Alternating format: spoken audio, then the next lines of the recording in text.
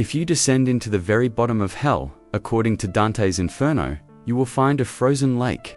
And in the center of that lake sits Satan, a three-headed monster, chewing on the three greatest sinners in human history.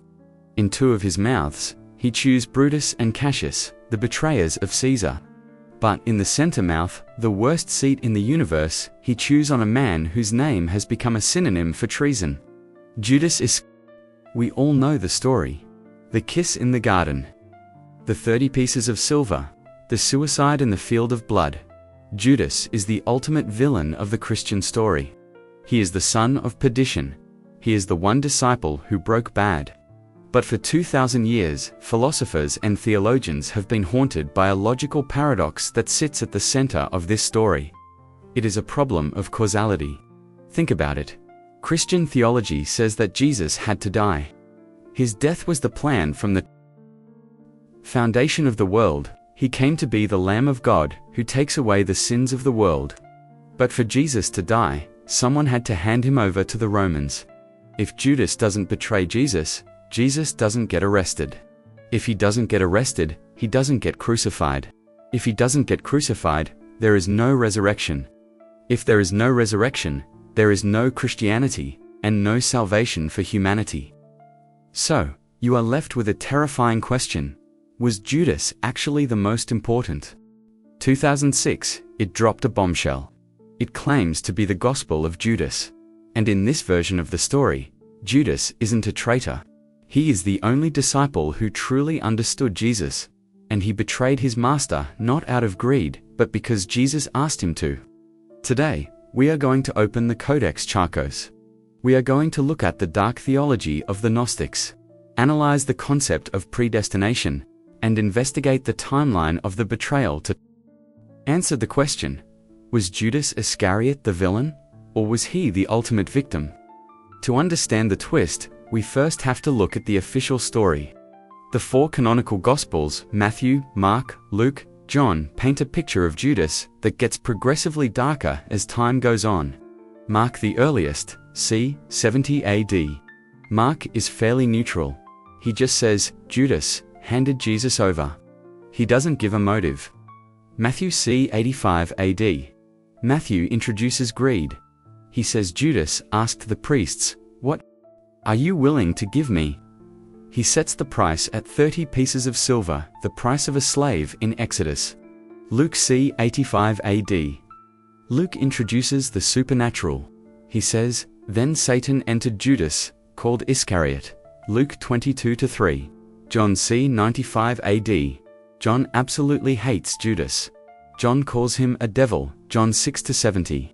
John claims Judas was the treasurer of the group and used to steal money from the bag, John 12-6.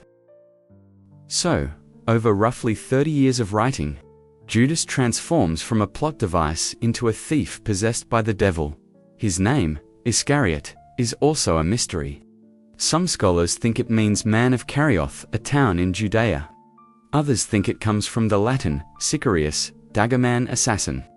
This suggests Judas might have been a zealot, violent revolutionary who wanted Jesus to overthrow Rome. The political theory argues that Judas betrayed Jesus to force his hand. He thought, if I get Jesus arrested, he will finally stop talking about love and start using his superpowers to kill Romans. When Jesus didn't fight back, Judas realized he had made a mistake. This leads to his death. The Bible actually gives two contradictory accounts of how Judas died. 1. Matthew 27. Judas feels remorse. He throws the silver back into the temple. He goes out and hangs himself. 2. Acts 1. Judas keeps the money. He buys a field. And then, he fell headlong. His body burst open, and all his intestines spilled out. Whether he hung or exploded, the biblical verdict is clear. He died a cursed man. Jesus even says of him, it would be better for him if he had not been born. Mark 14:21. But the question remains, if Satan entered him, was it his fault? If Jesus predicted it at the Last Supper, the one who dips his hand into the bowl with me will betray me, was Judas just acting out a script? This tension paved the way for the Gnostics. Fast forward to 1978. Some peasants are digging in a cave near El Minya, Egypt. They find a limestone box containing a leather-bound book, a codex. They don't know what it is, but they know it's old. They sell it to a shady antiquities dealer in Cairo. This begins one of the most frustrating sagas in archaeology. The manuscript, known as the Codex Chocos, spent the next 20 years bouncing around the black market. It was stolen. It was smuggled to Geneva. It was smuggled to the United States. At one point, a dealer in Long Island, New York, kept it in a freezer to kill the mold. This is literally the worst thing you can do to papyrus. The freezing and thawing caused the ink to crumble. It sat in a safe deposit box in Hicksville, New York, rotting away. By the time scholars finally got their hands on it in the early 2000s, it was like a jigsaw puzzle of brown flakes. Rodolphe Casser, a Swiss expert, spent years piecing it back together with tweezers. When he finally translated the Coptic text, he realized he was looking at the legendary Gospel of Judas. We knew this book existed because an angry church father named Irenaeus mentioned it. In 180 AD, he called it a fictitious history used by heretics.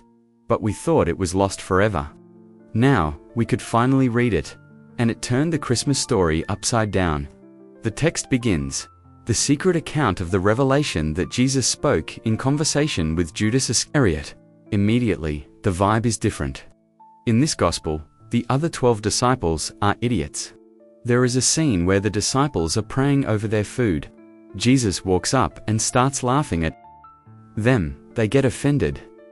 "Teacher, why are you laughing?" Jesus says, "You are not praying to my Father. You are praying to the God of this world." The disciples are confused. They get angry. But Judas stands up. He looks Jesus in the eye and says, "I know who you are and where you have come from. You are from the immortal realm of Barbelo." This is pure Gnosticism. Gnosticism was a competitor to mainstream Christianity in the 2nd century. They believed 1. The physical world is evil, a prison. 2. The God of the Old Testament, Yahweh, is a lesser, incompetent creator God, the demiurge, who trapped our spirits in bodies. 3.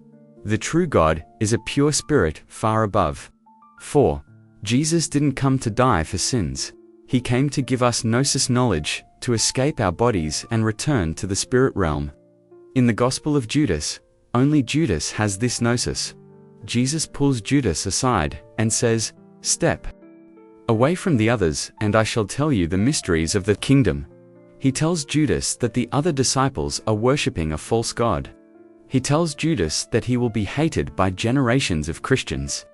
You will be cursed by the other generations, and you will come to rule over them. And then, Jesus gives him the mission. The most famous line in the book, "But you will exceed all of them. For you will sacrifice the man that clothes me." Read that again. Sacrifice the man that clothes me. In Gnosticism, the body is just clothing for the spirit. The body is a trap. Jesus wants to die. He wants to escape this flesh suit so his spirit can return to Barbelo. But he needs someone to kill the body. He can't ask Peter. Peter is too dumb. He can't ask John. John is too emotional. He needs his best friend. He needs the strongest disciple. He asks Judas. In this version, the betrayal is not a crime. It is an act of obedience. Judas accepts the mission. He knows it will destroy his reputation forever. He knows he will be remembered as a monster. But he does it because he loves Jesus and wants to help him escape. The text ends with Judas handing Jesus over to the priests. There is no suicide. There is no remorse. He just fulfills his destiny. The Gospel of Judas is obviously not historically accurate to the 1st century. It was written around 150 AD, long after Judas was dead. It is fan fiction. But it raises a serious philosophical point that even mainstream Christians struggle with. The predestination problem. In John 13, at the Last Supper, Jesus dips a piece of bread and gives it to Judas. Verse 27 says, "As soon as Judas took the bread, Satan entered into him." And then Jesus says, "What you are about to do, do quickly." It sounds like a command. If Satan entered him after Jesus gave him the bread, and if Jesus told him to go do it, did Judas have any free will in that moment? Or was he a puppet? If he was a puppet, how can a just God punish him? This is the Felix culpa happy fault paradox. The early church father Augustine argued that evil actions can lead to good outcomes. Judas's evil act led to the greatest good salvation. But does the good outcome excuse the bad intent? The Bible seems to say, no. It holds two truths in tension. 1. Divine sovereignty. God planned the death of Jesus. 2. Human responsibility. Judas chose to do it out of his own wicked heart. Acts 2:23 puts it perfectly. This man was handed over to you by God's deliberate plan and foreknowledge, and you, with the help of wicked men, put him to death. God wrote the play, but Judas willingly auditioned for the role of the villain. The Gnostics couldn't handle this tension. They wanted a cleaner logic.